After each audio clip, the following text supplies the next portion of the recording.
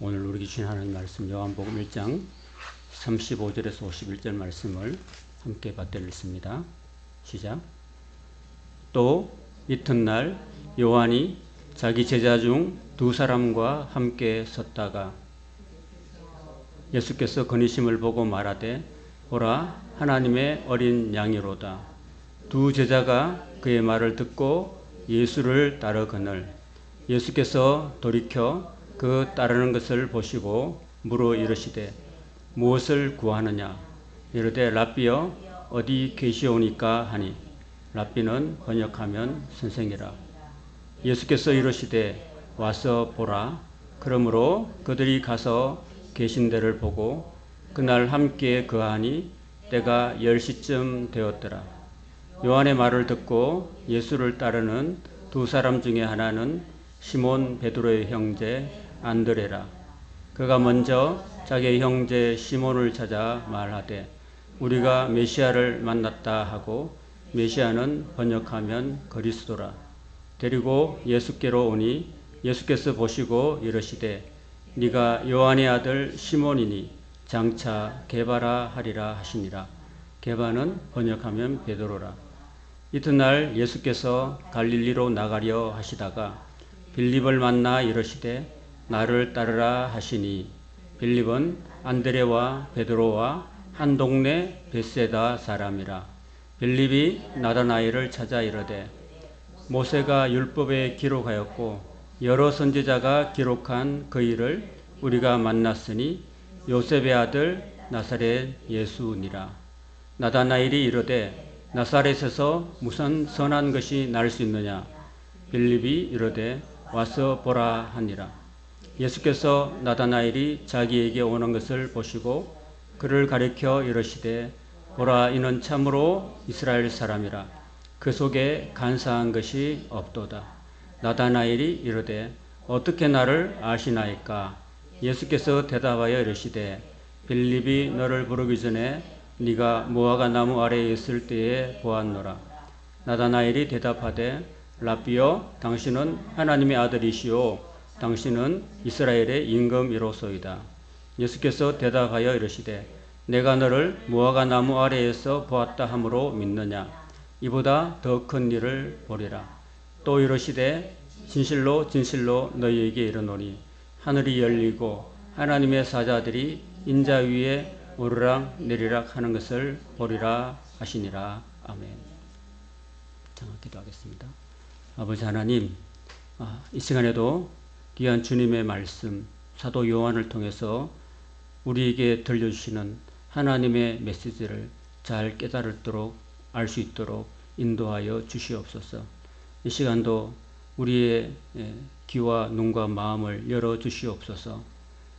강단에서 주의 종이 부족하게 전하지만 하나님께서 성도들의 마음을 열어 주셔서 하나님 말씀을 잘 듣고 하나님 말씀에 순종하며 나아가는 우리의 삶이 되게 하여 주시옵소서.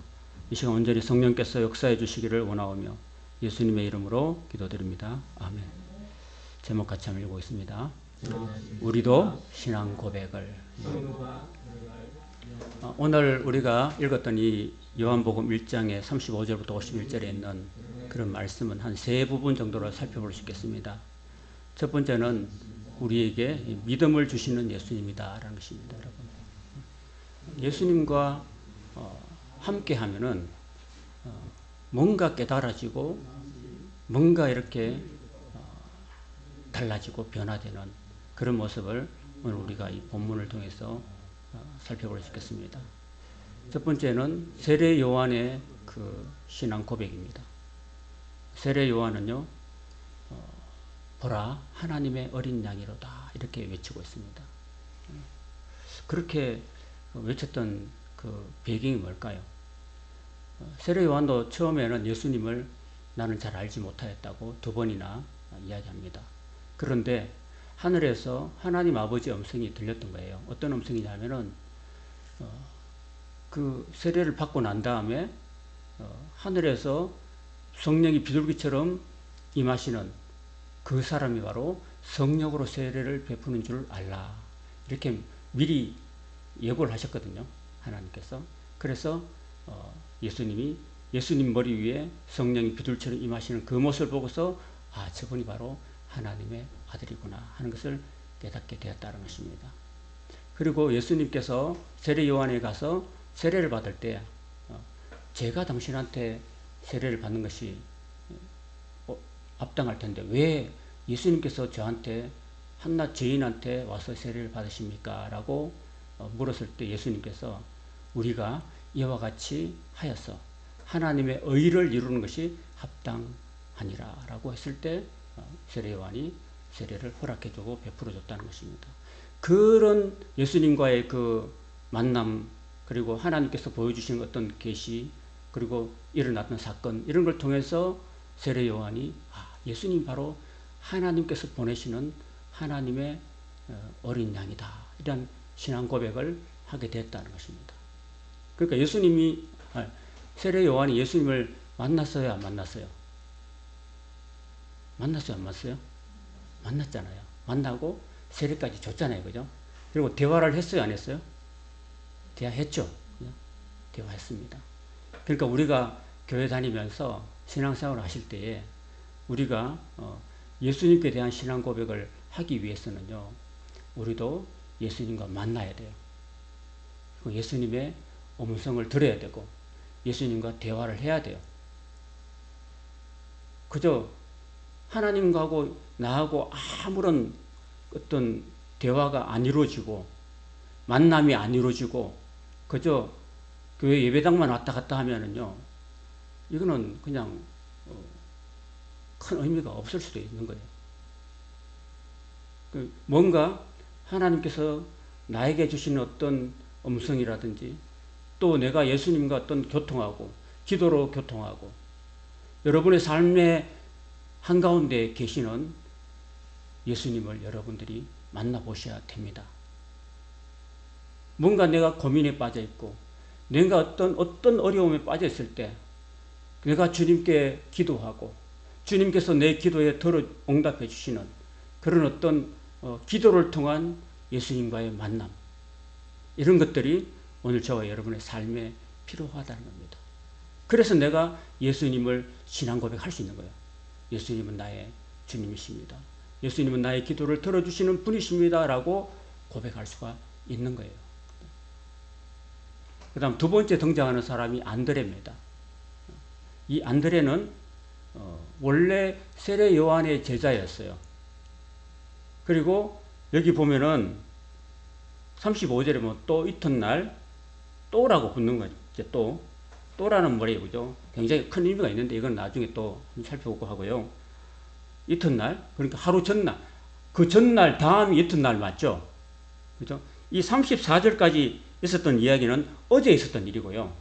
지금 35절부터는 그 어제 다음에 오늘에 있었던 일이거든요. 그러니까 하루하루 계속 이어지는 날들의 사건인데 지금 세례 요한이 자기 제자 두 사람하고 함께 서 있었다는 겁니다. 뭘 했는지 모르지만 아마 세례를 주고 있었는지도 몰랍니다. 그래서 자기 제자 중 몇 사람요? 두 사람과 함께 서 있었죠. 그 한 사람이 누구냐 하면은 나중에 보면은 40절, 41절, 42절에 보면 그 한 사람이 바로 안드레라는 사람, 안드레. 그리고 그 또 한 사람은 누구냐? 또 한 사람은 누굴까요? 두 사람인데. 베드로? 베드로는 아니고요. 두 사람이 딱 서 있었는데 그 한 사람은 기록을 안 해요. 한번 생각해 보세요. 지금 이 요한복음의 기록자가 누구예요? 사도 요한이잖아요. 사도 요한이 한 사람은 이름을 밝혀요. 근데 한 사람은 죽어도 안 밝혀. 그럼 뭘까요? 자기야, 자기. 원래 마태복음을 보면요, 마태가 자기 이야기를 한마디도 안 해요. 내가 어떻게 했다, 내가 뭘 했다라고 1절 기록 안 해놨어요. 그러니까 아마 초대교회 때 그런 게 아마 있었던가 봐요. 그래서 만약에 사도 요한이 자기 아니고 제3자였다면 반드시 기록해야 되는 거죠. 그죠? 그게 맞잖아요. 그러면 그 사람이 섭섭하잖아. 안 그래요? 그러니까 자기가 자기를 안 적은 거예요. 그러니까 결국은 이 요한복음을 기록했던 사람이 바로 사도 요한인데 그 사도 요한도 원래는 누구 제자였다고요? 예수님의 제자이기 전에 세례 요한의 제자였다라는 것입니다. 이게 지금 모든 성경학자들이나 일반 학자들이 다 공통적으로 동의를 합니다.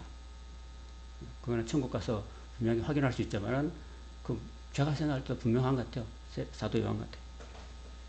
자, 그럼 사도 요한도 세례 요한의 제자였고 안드레도 제자였는데 이제 자기 이야기는 안 하니까 자기는 예수님이 누구다라고 어떻게 고백하느냐면요. 이 요한복음 전체를 통해서 대신해서 이야기하고 있어요. 누구를 통해서 나중에 이야기하냐면요. 바로 그 도마를 통해서 자기가 말하는 하나님을 이야기했어요. 도마가 예수님 옆구리에 손을 만져보죠. 옆구리에 예수님이 창이 찔렸잖아요. 그래서 예수님이 내 옆구리 만져봐. 그리고 내가 손 박힌 이 손 양손을 만져봐. 하고 만져보고 나를 믿으라고 이렇게 말씀하실 때 차마 그렇게 못하고 사도 도마가요 그렇게 말합니다. 주님은 나의 주 나의 하나님이십니다 라고 고백합니다. 나의 주 나의 하나님이라고 고백하는데 그 고백이 누구의 고백이라고요? 사도 요한의 고백이라고 합니다. 자, 그러면 두 제자 중에서 사도 요한은 이렇게 됐고 안드레는 어떻게 고백했냐면요. 안드레는 우리가 메시아를 만났다라고 이야기합니다. 그 메시아가 누구라고요? 예수님. 예수님께서 이렇게 말씀하셔요. 이제 저는 세례 요한이 양모리 개라고 제가 이야기했잖아요, 그죠? 양모리 개. 양모리 개는 하는 역할이 양들이 삐져나가면은 그 양들을 누구한테 인도한다고요? 목자한테 인도하는 거죠. 그래서 결국은 자기 제자도 결국 누구한테 보냅니까? 예수님한테 보내는 거죠. 이게 쉬울까요? 어려울까요? 쉽지가 않겠죠. 예를 들어서 우리 교회 성도들이 요만큼 있어요. 요만큼 있는데 예를 들어서 제가 존경하는 어떤 목사님 계신다고 칩시다. 그러면은 그쪽 교회로 가세요. 저보다는 그쪽 교회로 가세요 하는 게 우리 교회가 한 30명, 40~50명 넘으면은 한두 분 정도야, 두 사람 정도야 이렇게 보낼 수 있겠지만 지금 이렇게 여기 다야. 여기 다인데 여기서 두 사람을 훅 줄로 보내면은 그게 안 쉽죠. 그쵸? 물론 그 목사님이 나보다 훨씬 더 존경스럽고 말씀도 잘 전하시고 인품도 훌륭하시고 따뜻하시고 모든 걸 다 풍부 주신다면야 그렇게 하겠지만은 그래도 세례 요한으로서는 자기를 따르는 그 훌륭한 두 제자 안드레와 요한을 예수님께로 보내는 게 결코 쉽지 않은 것이지만은 그 결국은 자기가 죽고 나는 망하고 그는 흥하여야 되겠다 이런 마인드가 그 마음속에 있었기 때문에 그렇게 할 수가 있었다는 겁니다. 그래서 세례 요한이 우리가 배워야 될 것은 양모리 개의 정신. 그러니까 나는 죽고 나는 망하고 예수님은 흥해야 된다. 이런 마인드가 있었던 거예요. 그래서 결국은 내 영광은 다 죽여버리고 나보다는 누구를요? 예수님께 영광을 돌려드리는 그런 자세가 있었다는 것입니다. 그리고 사실 지금까지는 계속 세례 요한을 따라다녔던 그 두 제자 요한과 안드레 이 사람도 자기 스승을 떠나서 지금은 예수님이 눈앞에 거닐고 계시잖아요. 그죠? 거닐고 계시는데 자기 스승이 보는 앞에서 예수님께 가버렸어요. 어떻게 하면 이 사람 두 사람의 마음이 편했을까요? 안 편했을까요? 안 편했을 수 있죠. 그래도 보는 앞에서 스승님 빠이빠이 하고 나는 예수님께로 갈게요 하고 갔어요. 그래서 세례 요한은 안 잡았어요. 왜? 나는 왕해야 되고 그분은 흥해야 되니까. 나보다도 그 하나님의 아들이고 하나님의 독생자이신 그 하나님의 어린 양이신 예수님께 보내는 것이 내가 하는 일의 끝이다라고 생각하고 보낸 거예요, 여러분. 이게 절대로 쉽지 않다는 이야기입니다, 여러분. 갔어요. 가가지고 예수님이 이렇게 물었습니다. 무엇을 구하느냐? 두 사람이 왔어요. 그 예수님을 따라왔어요. 딱 뒤로 보니까 예수님을 따라왔어요. 세례 요한을 떠나서. 여러분들이 예수님께서 여러분들에게 이렇게 물어봅니다. 너는 뭘 구하느냐? 너 교회 나오면서 뭘 구하느냐? 이렇게 물어보시면은 여러분 뭐라고 대답하시겠어요? 권사님은 우리 교회에 나오시면서 뭘 원하십니까? 아니지. 그게 질문이 아니죠. 예수님을 따라오면서 우리가 교회를 나오는 건 누굴 따라가는 거예요? 예수님 따라가는 거야. 예수님 따라가면서 당신은 무엇을 추구합니까?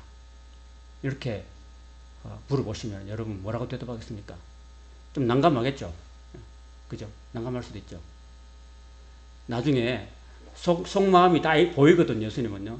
예수님 이미 그 사람 마음을 다 알거든. 나중에 십자가 못 박히실 때 예수님께서 제자들의 그 다투는 모습을 다 미리 다 아시거든요. 착각했잖아요. 제자들이 착각했어요. 그래서 예수님이 예루살렘 들어가시면은 예수님이 이스라엘 임금이 되고 그 다음에 우리는 예수님 밑에서 다 국무총리하고 또 뭐 재정부 장관하고 법무부 장관하고 국토부 장관하고 다 한 자리씩 꿈꾸고 있었습니다. 다 착각했던 거죠. 그걸 아셨어요, 예수님. 그래서 뭘 구하느냐?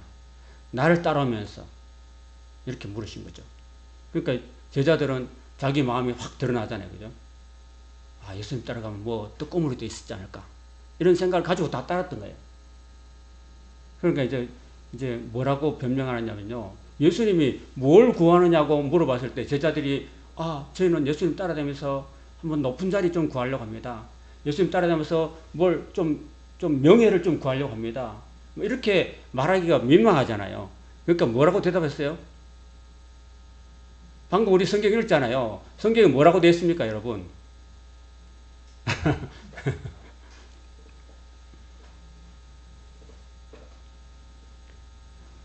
38절 같이 한번 보겠습니다. 시작. 예수께서 돌이켜 그 따르는 것을 보시고 물어 이르시되 무엇을 구하느냐 이렇게 물어보셨죠. 이르되 랍비여 어디 계시오니까 이렇게 말했죠. 앞을 보세요. 랍비여 그 예수님을 아직도 뭐라고 이야기합니까? 랍비여 그러죠. 랍비여. 랍비는 번역하면 선생이라고 그러죠. 지금 예수님이 하나님의 아들이고 구세주인 줄 알아요, 몰라요? 모르니까 랍비여 그러면 보통 존중이 아니고 존칭이죠. 세상 사람들이 여러분에서 선생님 그러면 여러분들 저분이 나한테 내가 뭐 하는 사람인지 몰라도 나를 존중하고 있거나 이런 생각 들 수 있잖아요. 그죠? 일단 예수님을 존중하는데 누군지는 몰라요. 그래서 어디 계십니까? 라고 이야기합니다. 어디 계십니까? 예수님이 사는 데가 어디입니까? 이렇게 물어보는 거죠. 예수님이 어디에 거처하십니까? 이렇게 물어보는 거죠. 사실 여러분 예수님은 어디 거처하는 거예요? 집에 있어요? 집이 아니고 뭐래요? 예수님 뭐라고 그랬어요? 어떤 한 제자가 나는 예수님 따라갈게요. 그러니까 예수님 따라오면 뭐 한 자리 할 줄 알고 따라오는데 여우도 굴이 있고 날아다니는 새들도 다 자기 집이 있는데 인자는 머리 둘 곳이 없다. 이렇게 말했습니다. 머리 둘 게 뭐예요, 이게? 잠자리가 없다. 잠자리도 없다. 그러니까 예수님 따라다니는 게 그게 정말 어떤 세상 부귀 영화 이런 게 아니라는 거죠. 그죠? 그래서 예수님께서 와보라 그래요. 와서 한번 봐라. 어디 계십니까? 하니까 여기 와보라. 와서 한번 봐봐. 내 있는데 어떤 데인지. 원래 세례 요한이요. 어떤 식으로 살았습니까? 세례 요한은 유대 광야에서 살았거든요. 광야에서. 유대 광야 여러분 성지순례 한 가보면요. 유대 광야가 예루살렘 좀 높아요. 해발 높고 저 서쪽으로 동쪽으로 가면 요단강이 있는데 요단강 쪽으로 쫙 보면 여리고가 쫙 밑에 있어요. 여리고가 쫙 밑에 있는데 여리고 방향으로 다 유대 광야가 펼쳐져 있는데 전부 다 메마른 맨둥산이에요. 아무것도 없는 그런 데서 세례 요한이 낙타트롯을 그냥 대충 걸치고 엘리야처럼 허리에 가죽띠를 띠고 그가 먹는 음식이 뭘까요? 메뚜기와 석청, 돌에서 나는 꿀. 그 꿀. 그러면 그 제자들은 세례 요한을 따르는 제자들은 뭘 먹고 살았을까요? 메뚜기 먹다 남은 거? 그런 거 먹었겠죠? 그 삶이 어땠어요? 예수님 세례 요한을 따라가는 삶이 정말 고단한 삶이고 정말 빈궁한 삶이겠죠. 그런 훈련을 받았던 제자들이에요. 그런 훈련을 받았던 제자들이 이제 예수님 가보니까 예수님은 더 한 거야. 더 심한 거야. 사해 바닷가에 가면은 쿰란이라는 곳이 있어요. 그 쿰란의 세례 요한의 제자들이 살았던 곳을 있어요. 그 동굴에서 사는데 그 세례 요한을 따르는 학파들을 에세네파라고 하는데 에세네파들이 살았던 사해 부근의 동굴, 그 쿰란이라는 지역의 동굴에 보면요, 거기가 굴이라도 있는 거야. 굴이라도. 근데 예수님은 아무것도 없는 그런 모습을 보고서 이제 봤다는 겁니다. 제자들, 그 두 제자가 가서 보고 이제 계신 데를 보고 그날 함께 거하니 내가 제 10시쯤 되었더라 되어 있습니다. 10시면 몇 시쯤일까요? 유대의 그 시계하고 우리 시계는 달라요. 유대는 하루가 저녁 6시부터 시작해서 그 다음 저녁 날 6시까지가 하루거든요. 우리는 하루가 어떻게 돼요? 자정부터 시작해서 그 다음 자정까지. 그러니까 하루잖아, 우리는요. 그래서 우리는 9시, 지금이 11시 10분인데, 11시 10분인데, 유대 나라로 10시라면은 우리가 말하는 10시가 아니라, 그거는 오전 9시가 0시고, 7시, 8시, 9시, 제3시가 9시예요, 오전 9시. 제6시가 12시예요. 제9시가 오후 3시고, 그럼 10시는 몇 시예요? 9시가 3시라니까요. 오후 3시. 그러면 제 10시는 얼마 때요? 오후? 뭐예요? 오후 4시. 그러니까 아침에 가가지고 예수님이 계신 곳을 가보고 거기서 4시까지 있었다는 거예요, 여러분. 있고 난 다음에 예수님과 함께 그날을 오전 오후 시간을 보냈다는 거예요, 여러분. 보내고 난 다음에 어떻게 고백했냐면은 이 안드레가 우리가 메시아를 만났다라고 그의 형제 베드로에게 이야기를 하고 있습니다. 그러면 그 사이에 그 하루 동안의 시간 동안에 이 안드레는 예수님과 함께 지냈죠. 그리고 예수님이 함께 사는 모습을 봤죠. 예수님이 어떻게 사는 걸 봤죠. 그리고 여기 성경에 기록되어 있지 않지만 예수님께서 사는 모습을 보여주시면서 오후 4시까지 한마디 안 하고 지냈을까요? 한마디도 안 하고 지냈을까요? 그게 아니죠. 그 예수님 머리 둘 것도 없는 그런 거처에 굴도 아니고 뭐 길바닥 같은 데 있었겠죠. 거기서 오후 4시까지 예수님과 동행하면서 예수님께서 뭐라고 대화를 했겠죠. 그죠? 그러니까 나중에 와가지고 안드레 마음속에는 저분이 바로 우리 세례 요한 선생님이 이야기했듯이 저분이야말로 하나님의 어린 양이구나 하는 것을 비로소 깨닫게 된 겁니다. 그리고 그 마음속에 뭐라고 생각하냐면은 저분이야말로 메시아다. 이스라엘을 구원할 구세주가 되신다라고 마음에 믿게 된 거예요. 믿고 난 다음에 제일 먼저 달려갔던 사람이 누굴까요? 자기 형제 베드로, 시몬에게 달려가서 말했습니다. 자기 형제한테. 안드레가 동생 같아요. 베드로가 형이고. 그래서 그 형을 찾아가가지고 우리가 메시아를 만났다라고 이야기를 하고 있습니다. 그리고 어떻게 했습니까? 데리고, 형이 웬만하면 잘 안 가려고 그러는데 데리고 누구한테로 왔습니까? 예수께로 왔다라는 것입니다. 그 요한이 베드로가 온 거죠. 시몬이 오니까 예수님이 뭐라고 말씀하셨습니까? 요한의 아들 시몬이니 장차 게바라 하리라. 게바는 번역하면 베드로다. 이렇게 돼 있죠. 베드로는 뭐냐면요, 반석이란다. 반석. 굳건한 반석이시니 그런 찬양이 있듯이 여러분이 또 성지순례에 갈 곳이 뭐냐면 이스라엘 말고도 이스라엘 옆에 요르단이 있어요.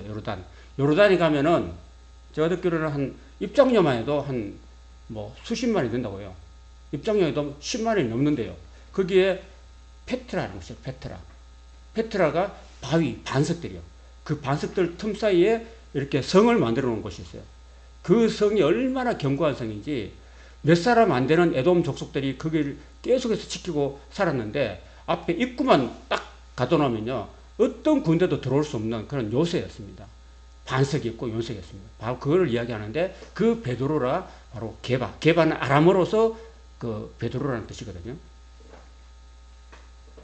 그래서 결국은 이 안드레도 스승의 권유, 스승의 그 어떤 가르침, 그리고 예수님과 함께 종일토록 함께 지내면서 예수님과 대화도 하고 예수님 말씀을 듣기도 하면서 예수님이야말로 메시아구나 라고 고백할 수가 있었다는 사실입니다, 여러분.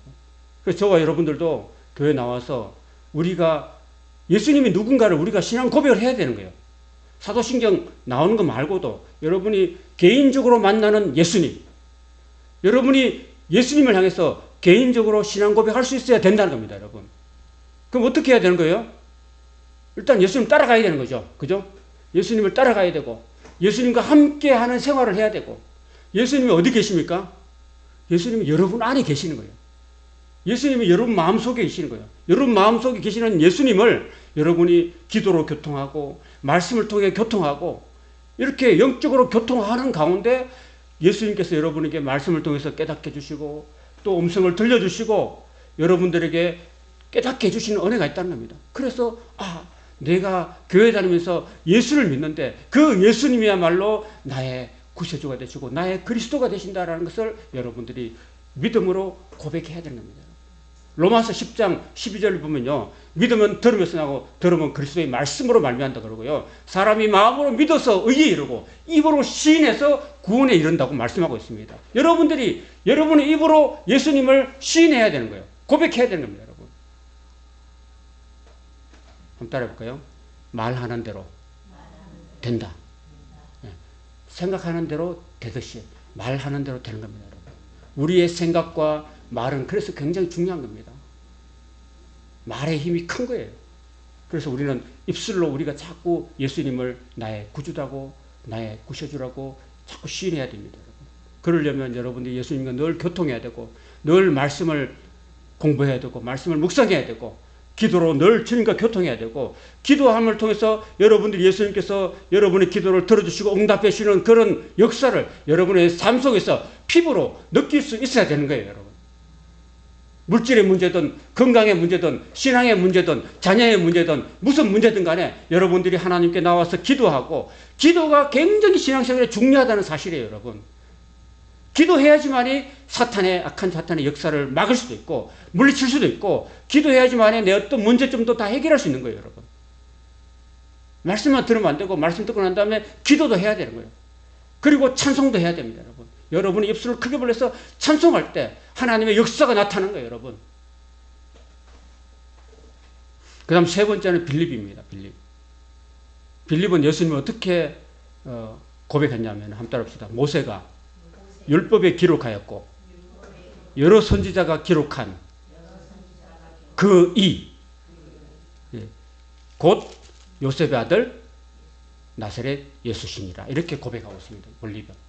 빌립은 누구로부터 전도를 받았을까요, 여러분? 빌립은 여기 보면요, 자세히 보면은 44절에 보면 빌립은 안드레와 베드로와 한 동네 사람이다 이렇게 있거든요. 그렇죠? 그러면 지금 베드로하고 안드레는 지금 예수님을 믿게 됐습니까? 안 믿게 됐습니까? 믿게 됐죠. 그러니까 먼저 믿은 두 형제가 있었습니다. 안드레와 베드로 형제가 먼저 예수를 믿게 됐는데 이 한 동네 사는 이 빌립이라는 친구가 있었는데 그 먼저 믿은 형제가 한 동네 사는 빌립. 이 사람들은 뭔 일을 하는 사람이었을까요? 어부였습니다. 어부. 한 동네 살면서 물고기 잡는 어부였고 같은 일을 하는 사람이었기 때문에 그 같은 일을 하는 사람한테 먼저 예수님께서 전했을까요? 안 전했을까요? 전했다고 생각합니다. 저는. 내가 예수님 만났다라고 깨닫고 느끼러 한 다음에 한 동네 사는 나하고 같이 일하는 사람, 같은 업에 종사하는 사람한테 예수님을 전했던 겁니다. 그래서 마음에 뭐가 됐을까요? 마음에 믿음이 생기던 거죠. 그죠? 그러고 난 다음에 지금 빌립이 뭐라고 지금 고백하고 있습니까? 모세가 율법에 기록하였고 그리고 여러 선지자가 기록한 그 이라고 예수님이 말씀하고 있는 겁니다. 그러면은 이 빌립이 평소에 모세 율법을 그리고 구약에 있는 말씀들을 읽었을까요? 안 읽었을까요? 읽었던 거예요, 여러분. 평소에는 예수님을 만나기 전에는 구약 성경을 열심히 읽었던 겁니다. 모세율법, 창세기, 출애굽기, 레위기, 민수기, 신명기 우리가 공부했잖아요. 그런 말씀을 평소에 읽었고 그 다음에 여러 선지자 이사야, 예레미야, 에스겔, 다니엘, 호세아, 요엘, 아모스 뭐 이런 많은 선지자들 서술을 읽었잖아요. 다 읽었던 겁니다. 그런데 실제로 예수님 만났어요? 못 만났어요? 못 만났어요. 근데 우리 이제는 베드로가 그리고 안드레가 만났다고 이야기했어요. 그 율법에 기록된 그분, 여러 선지자들이 말했던 그분을 우리가 만났습니다. 만났어요. 라고 빌립이라는 친구한테 얘기해 줬습니다. 얘기해 주니까 믿음이 생기는 거죠. 그죠? 그리고 게다가 그 예수님께서 갈릴리로 나가시려다가 일부러 빌립한테 가가지고 그렇게 전도를 받았던 그 빌립에 가가지고 나를 따르라고 부탁합니다. 명령하십니다. 그리고 따라가서 이야기를 해보니까 주님 만나보니까 바로 저분이야말로 구약에서 말하는 바로 그 선지자 하나님의 아들 그리스도시구나 라고 고백할 수가 있었던 겁니다. 여러분. 그리고 우리가 평소에 뭘 해야 돼요? 성경 공부를 열심히 잘 해놓으셔야 됩니다. 그죠? 우리가 왜 성경을 공부하느냐면요. 이 성경 말씀 속에 기록된 모든 기록들이 누구를 가리키냐면요. 바로 예수님을 가리키고 있는 거예요. 여러분. 창세기에서 누구를 지금 이야기하고 있냐면 하나님의 아들 예수님을 가리키고 출애굽에 마친 거 레위기도 그 레위기에 나오는 하나님의 어린 양이 바로 누구를 가리키고 있습니까? 예수 그리스도를 가리키고 있는 거예요. 신명기에서 하나님께서 모세를 통해 모세와 같은 나와 같은 선지자를 보낼 것이다 라는 그 나와 같은 선지자 누구를 가리키냐면 바로 예수 그리스도를 가리키고 있는 겁니다. 여러 선지자들 아까 제가 말씀드렸어요. 많은 구약의 다 선지자들 다 누구를 가리키냐면 예수 그리스도를 가리키고 있다는 것입니다. 그러니까 구약 성경에서 가리키고 있는 것이 결국은 누구냐면 예수 그리스도. 그 예수 그리스도를 우리가 만나야 된다는 겁니다. 오늘 이 시간에 저와 여러분이 만나야 된다는 거예요. 여러분. 그리고 예수님 만나고 난 다음에 예수님이야말로 나의 구세주가 되시고 나의 그리스도가 되십니다고 여러분이 고백을 할 수 있어야 되는 거죠. 그죠? 마지막으로 나다나엘입니다. 나다나엘이라는 뜻은요. 엘이라는 것은 하나님이니까 엘은 하나님이고 나다나라는 것은 주셨다라는 것입니다. 하나님께서 주셨다라는 이름이 나다나엘이거든요. 근데 이 사람이 어떻게 예수님을 만나고 고백하냐면은 당신은 하나님의 아들이요. 당신은 이스라엘의 임금입니다. 라고 고백합니다. 자, 한번 보세요. 이제 빌립이 이제 베드로와 지금 모든 것들이 하나하나 꿰어가고 있는 거예요. 좀 제일 처음에 정리할게요. 세례 요한이 두 제자가 있었잖아요. 두 제자가 누구한테 갔어요? 예수님께 갔어. 그 두 제자 중에 한 사람이 안드레예요. 안드레가 또 누구한테 했어요? 자기 형한테, 베드로한테 전도했죠. 그 베드로가 예수님을 믿게 됐죠. 그리고 두 형제가 또 누구한테 갔어요? 동네에 같이 일하는 빌립이라는 친구한테 가서 전했고, 빌립은 또 누구한테 갔어요? 빌립은 또 자기 친구 누구한테? 나다나엘한테 갔고. 그 고리가 연결되어 있는 거예요. 연결돼 서로 있습니다. 그럼 나다나엘이 누구의 친구였어요? 빌립의 친구. 그 빌립의 친구는 결국은 누구 친구일까요? 다 한 동네 사람이니까. 다 이 안드레, 요한, 베드로 다 어부였고 다 친구들이었고 한 공동체였습니다. 자, 그래서 그렇게 해서 이제 나가게 됐고 전도를 받게 되었습니다. 전도할 때 어떻게 전도하면요. 아까처럼 이렇게 여러 선지자 기록한 그 일을 만났는데 하고 추가로 요셉의 아들 나사렛 예수신이라 이렇게 이야기했거든요. 근데 이게 마음에 걸림이 되어버렸습니다. 여러분. 여기까지 좋았어요. 율법에 기록하였고 여러 선지자가 기록한 그 일을 우리가 만났는데 요셉의 아들까지는 좋았어요. 근데 문제는 나사렛이라는 말 때문에 탁 걸린 거예요. 앞으로 보세요. 우리가 전도할 때 우리 전도할 때 예수님이 사실 나사렛에서 살았거든요. 나사렛은 구약에도 한 번도 언급 안 된 곳이에요. 예수님이 어디에 태어난다고 말씀하셨습니까? 우리가 이제 곧 성탄절이 되는데 베들레헴이거든요. 베들레헴도 가보면 예루살렘에서 버스 타고 15분 걸리는 거죠. 제가 근데 베들레헴에 가보니까 베들레헴이 정말 촌이에요. 촌. 완전히 촌. 제주도로 비하면 어디쯤 되느냐면 정말 너무 작은 마을이에요. 그 작은 마을에 그 하나님의 아들이 오신다 라고 기록되어 있거든요. 그것도 말 구유에 뭐 어떤 가나 산부인과가 아니라 어떤 짐승의 말 구유에 태어나신다고 우리 구약에서 예언되어 있는데, 심지어 나사렛은 그런 것조차도 언급 안 되어 있는 곳이었어요. 근데 사실은 예수님 베들레헴에 태어나셨죠. 태어났다가 애굽으로 도망치셨다가 다시 돌아와서 사신 곳이 베들레헴이 아니고 어디예요? 나사렛. 나자렛. 그 나사렛은요, 그 전성에 의하면은 그 로마 군대가 주둔했던 곳이고, 그 로마 군대가 주둔하면서 많은 양민들을 학살하고, 그리고 많은 그 양민들을 학대하고 그 재산을 빼앗고 이런 악명 곳인 그런 안 좋은 곳이었습니다. 그러니 이 나사렛 예수라고 말했을 때 이 나다나엘의 마음속에는 탁 걸린 거야, 이게. 제주도 사람들이 복음 전하면 잘 받아들여요, 안 받아들여요? 안 받아들이죠. 기독교 복음을 잘 안 받아들이는데 탁 걸려요. 그냥 평소에는 잘 지내다가도 예수가 탁 나와버리면 그냥 탁 막아버려요. 이렇게. 나한테 예수 이야기하지 말라고 하면서 예수, 교회 얘기하면 탁 막아버리죠. 그 마치 탁 걸리는 언어가 나사렛이라는 얘기예요. 나사렛. 그러니까 이 나사렛은 전혀 정말 아무 이름도 나와 있지 않은 그런 나사렛 얘기 때문에 나다나엘이 이렇게 말합니다. 나사렛에서 무슨 선한 게 나올 수 있겠느냐, 이렇게 이야기하는 거죠. 오늘 설교가 굉장히 길어져서 죄송하네요. 처음에는 반응이 좋지 않았습니다. 그런데 이제 빌립도 이제 그러면 네가 딱 걸리면은 한번 가보자. 와서 보라. 와 보라라고 이야기합니다. 와서 보라. 그 직접 예수님을 보여주는 거죠.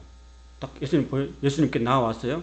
하니까 예수님께서 그 나아오는 나다나엘을 보고 이는 참으로 이스라엘 사람이라. 그 속에 간사한 것이 없도다라고 그 사람의 아름다운 속마음까지도 다 이렇게 이야기해 주십니다.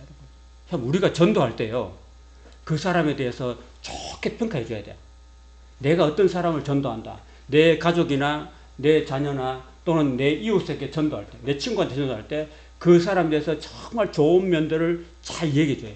야, 너는 고집쟁이고, 너는 이기주의자고, 너는 정말 못됐어. 너는 말도 이쁘게 못해. 막 이렇게 막 단점만 자꾸 이야기하면 전도가 탁 막혀버려요. 그 어떻게 해야 돼요? 진심을 다해서 그 사람의 좋은 면을 다 얘기해 줘요. 예수님도 그러잖아요. 예수님도 이는 참으로 이스라엘 사람이라. 그 속에 그 마음속 깊이 간사한 게 하나도 없다. 이렇게 이야기하잖아요. 그죠? 맞죠? 그 사람의 긍정적인 면을 부각시켜 주잖아요. 그러니까 마음이 어떻게 되겠어요? 마음이 열리게 되는 거죠. 그 사람 마음을 탁 닫게 하는 요소는요, 미움만 하면 탁 닫혀버려요. 미움만 하면. 그러니까 조심해야 돼요. 우리가 언어를. 교회 안에서나 교회 밖에서나 항상 이걸 조심해야 됩니다. 그러니까 48절에 나다나엘이 이렇게 말합니다. 어떻게 저를 아세요? 이렇게 물어봐요. 어떻게 저를 아세요? 여러분, 나다나엘이 속에 간사한 게 없다는 걸 아무도 몰라줬어요. 근데 누가 알아줬어요? 예수님만 알아준 거예요. 사랑하는 여러분, 여러분의 깊은 속을 누가 알아줍니까? 예수님만 알아주신다는 사실입니다. 사람들한테는 지금 누가 말씀하신 거예요? 이는 참으로 이스라엘 사람이라. 그 속에 간사한 것이 없다. 누가 말하고 있는 거예요? 예수님 말하고 있잖아요. 예수님. 사람이 아니에요. 이렇게 칭찬해 줄 사람이 어디 있어요? 그리고 내 마음을 속 깊숙이까지 들여다보시는 분이 예수님 아닙니까? 여러분의 그 속마음을 가장 깊숙이 들여다보시고 여러분을 위로해 주시는 말씀을 해주시는 바로 예수님이라는 사실을 기억하시기 바랍니다. 그러니까 예수님께 나와서 기도해야 돼요. 이런 음성을 듣으려면 예수님과 교통해야지. 안 그래요? 기도로 교통 안 하면 어떻게 알 수 있겠어요? 여러분, 백날 가만히 묵상하고 있어봐요. 예수님이 뭐 해주시는가? 내가 예수님께 매달리고 붙들고 기도하고 매달리고 이렇게 해야지. 그래야지 예수님이 도와주시는 거지. 나를 간절히 찾는 자가 나를 만난다고 예수님 하나님 말씀하셨거든요. 내가 간절히 안 찾는 누가 뭐 나타나요? 안 나타나지. 내가 감독 밑에서 불리고 있으면 그게 언제 떨어져? 안 떨어질 줄 모르지. 올라가서 따야지. 달나라 어떻게 해야 돼요? 로켓 타고 가야지. 달만 쳐다보고 있으면 그 어떻게 돼요? 갈 수 없잖아요. 그냥 그러니까 내가 뭔가 능동적으로 주님 앞에 나가야 됩니다. 그러니까 하나님이 여러분한테 어려운 형편을 주시고 곤란한 상황을 주시고 하는 이유는 여러분이 엎어져야지만이 하늘을 보거든요. 돼지는요, 죽었다 깨어나도 하늘 안 봐요. 뭘 봐요? 바닥만 보지. 바닥에 뭐 먹을 게 없는가? 먹을 게 없는 바닥 보지. 근데 돼지가 언제 하늘 봐요? 돼지가 뒤집어졌을 때. 걸려서 뭘 턱 넘어졌을 때 이제 하늘 한번 보는 거지. 봐도 몰라 또. 그러니까 우리가 돼지처럼 사는 인생이 되면 안 되고, 하나님께서 우리에게 이렇게 고난 주시고 풍랑을 주시고 어려움을 주셔서 우리를 하여금 한번 뒤집어 보시는 거예요. 그리고 그때 뒤집어졌을 때 어떻게 해야 돼요? 하늘을 봐야지. 그리고 하나님께 도움을 구해야죠. 여러분에게 인생에 하나님 때로는 고난을 주십니다. 고난은 마치 검은 보자기에 쌓여온 선물과 같습니다. 검은 보자기 끔찍하죠. 안 당하고 싶지만은 하나님이 검은 보자기에 탁 담아서 그 검은 보자기를 풀어보면 그 안에 보석이 담겨있다는 겁니다. 그리고 고난이라는 게 바로 검은 보자기에 담긴 보석이라는 겁니다. 어쨌든 예수님은 예수님이 그 나다나엘의 마음을 꿰뚫어 보시고 위로하십니다. 그러면서 나다나엘이 데려갈 때 어떻게 나를 아십니까? 말했을 때 빌립이 너를 부르기 전에, 빌립이 너를 전도하기 전에 네가 무화과나무 아래에 있을 때 내가 봤어. 이미 봤어. 여러분, 무화과나무 아래에 있는 거는 뭐냐면요, 보통 그때 당시 유대인들은 큰 나무 밑에서, 우리 교회 앞에도 무화과나무 있잖아요. 무화과나무가 이렇게 쭉 열려 있잖아요. 그 이스라엘은 뭐 잎이 굵은 그런 게 아니라 대부분 잎이 좀 이렇게 얄쌍하고 잎이 두껍지 않은 그런 나무밖에 없어요. 그 하늘에는 막 떼약볕이 내리비치니까 그 조그만 나무 그늘한테라도 그 쉴만한 거죠. 사람들이 나와서 그 무화과나무 밑에서 뭘 하느냐면 아까 빌립처럼 성경을 읽어보는 거예요. 성경 읽고 성경 묵상하고 기도하는 그런 장소가 무화과나무 아래입니다. 그게 무슨 말이에요? 이 나다나엘도 평소에 뭘 했다고요? 말씀을 공부하고 또 말씀을 묵상하고 기도하는 그런 생활을 했다라는 거죠. 그죠? 그러니까 예수님 만날 때 다 빨리 교통할 수 있는 거죠. 그죠? 알아주는 거잖아요. 예수님이 언제 봤을까요? 그러니까 여러분이 어떻게 하는 것을요, 여러분 몰라도 하나님은 다 보신다니까? 여러분, CCTV가 내가 어디다 주차해놨고 밥을 먹으러 갔는데 나중에 나한테 뭔가 날아왔어. 주차 딱지가 날아왔어. 나는 모르고 그냥 세워놓고 앞에 가 식당에서 밥 먹었는데 나중에 CCTV가 나한테 주차 위반 뭐 해가지고 나 또 보냈잖아요. 나는 모르고 했는데 다 날아오듯이 내가 뭘 모르고 내가 알든 모르든 어떤 행동을 하더라도 하나님은 다 보고 계신다는 사실을 우리가 알아야 돼요. 네가 무화과나무라 했을 때 나 다 봤어. 나 이미 다 봤어. 네가 어떻게 평소에 하는지 다 알아. 하나님 다 아시죠. 그러면서 예수님께서 대답하시되 내가 너를 무화과나무 아래에서 보았다고 하므로 네가 믿느냐? 아니다. 이보다 더 큰 일도 너는 볼 것이야. 나와 함께하면 더 볼 것이야 라고 이야기하십니다. 마지막 51절 같이 읽겠습니다. 시작. 또 이르시되 진실로 진실로 너희에게로니 하늘이 열리고 하나님의 사자들이 인자 위에 오르락 내리락 하는 것을 보리라 하시니라 그랬습니다. 여러분, 우리가 예수님과 함께 동행하고 나가면요, 우리 예수님 앞에 천사들이 오르락 내리락 하는 것을 나중에 보게 될 것입니다. 여러분, 이것은 미래의 비전이죠. 그죠? 예수님과 함께 나아가면은, 이런 신앙 고백이 위해서 함께 나아가면은 우리가 하나님 앞에 설 수 있다. 영원한 천국에 들어갈 수 있다라는 어떤 하나의 비전을 제시해 주는 것입니다, 여러분. 그래서 오늘 아무쪼록 우리가 이런 걸 통해서 우리도 예수님과 늘 교통하고 말씀을 묵상하고 신앙 고백하시고 기도하시면서 예수님과 늘 함께하는 그런 삶을 살 수 있기를 축원합니다. 그리고 영원한 하나님 앞에 나가서 천사가 오르락내리락 하는 그런 천국의 그 모습도 우리가 나중에 볼 수 있기를 주님의 이름으로 축원합니다. 아멘. 기도하시겠습니다. 하나님 아버지 감사합니다. 오늘도 이렇게 부정한 종을 통해서 긴 시간 동안 하나님 말씀을 함께 했습니다. 사랑하는 성도들이 오늘 나와 있는 예수님의 첫 제자들과 함께 같이 우리도 늘 주님을 따라가고 주님과 함께함으로 주님이 나의 구세주가 되시고 영원한 임금이 되신다는 사실을 우리도 고백하고 그리고 그 믿음을 붙잡고 예수님을 끝까지 따라가고 천국에 이룰 수 있도록 은혜 베풀어 주시옵소서. 예수님 이름으로 기도합니다. 아멘. 우리 성도들의 가정과 자녀들을 위해서 함께 기도하시겠습니다. 한 1, 2분 동안 합심해서 기도하시고 또 여러분 자신들을 위해서도 기도해 주시기 바랍니다.